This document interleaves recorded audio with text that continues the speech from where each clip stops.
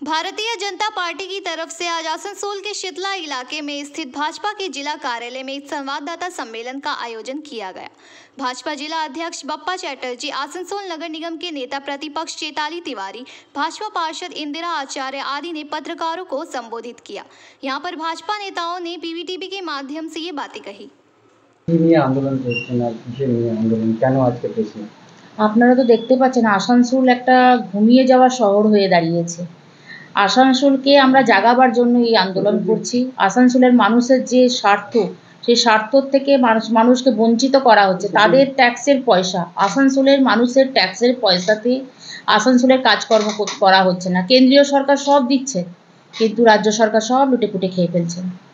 তাহলে বলুন, এইভাবে যে আমাদের প্রত্যেকটা 106টা ওয়ার্ড থেকে যে এত আমাদের কাছে কমপ্লেন জমা পড়ছে, তো আমাদের কাছে উপায় কি আছে? আমরা কিছু বলতে যাচ্ছি, আমাদের মুখ বন্ধ করে দেওয়া হচ্ছে। তো বোর্ড মিটিংয়ে আমরা কি করব? তাই আমরা চিঠির মাধ্যম দিয়ে ওনাদের দুর্নীতিকে ধরছি। দুর্নীতিকে চিঠির মাধ্যম দিয়ে ধরার পরেও যখন আমরা দেখছি ওনাদেরকে জাগিয়ে ওঠা যাচ্ছে না, তখন আমাদের জেলার নেতৃত্ব আজকে বিশেষভাবে এই প্রেস কনফারেন্সকে ডাকা হয়েছে। তার মূল উদ্দেশ্য হচ্ছে যে আগামী যে ভারতীয় জনতা পার্টির কার্যক্রম আছে, সেই কার্যক্রমগুলোকে সুচারুরূপে পরিচালিত করার জন্য।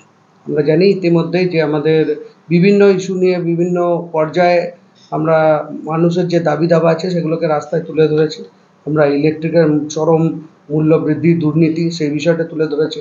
এর আগে কর্পোরেশনের দুর্নীতি, সেটাকে আমরা তুলে ধরেছি এবং একের পর এক হোর্ডিং নিয়ে, জল নিয়ে, রাস্তা সংস্কার নিয়ে এবং ইলেকট্রিসিটি সাপ্লাই নিয়ে, তার সাথে সাথে মানুষের সাথে যে দ্বিচারিতা করা হচ্ছে, অর্থাৎ কর্পোরেশনের মাধ্যমে একদম আইডেন্টিফাই করা হচ্ছে তোরা বিজেপি করিস, তোদেরকে এই কাজটা করতে দেবো। এবং কতটা নিম্নমানের চিন্তাধারা যে আমাদের বিরোধী দলনেত্রী যিনি মিউনিসিপ্যাল কর্পোরেশন, এটা জনসাধারণের স্বার্থে, জনসাধারণের উপকারের জন্য এই কর্পোরেশন। কিন্তু আমার মনে হয় এই যে এএমসি যে বোর্ডটা লাগানো আছে না, এটা খুলে এরা উচিত এদের AII নামকরণ করা, আসানসোল ইললিগাল ইনস্টিটিউশন।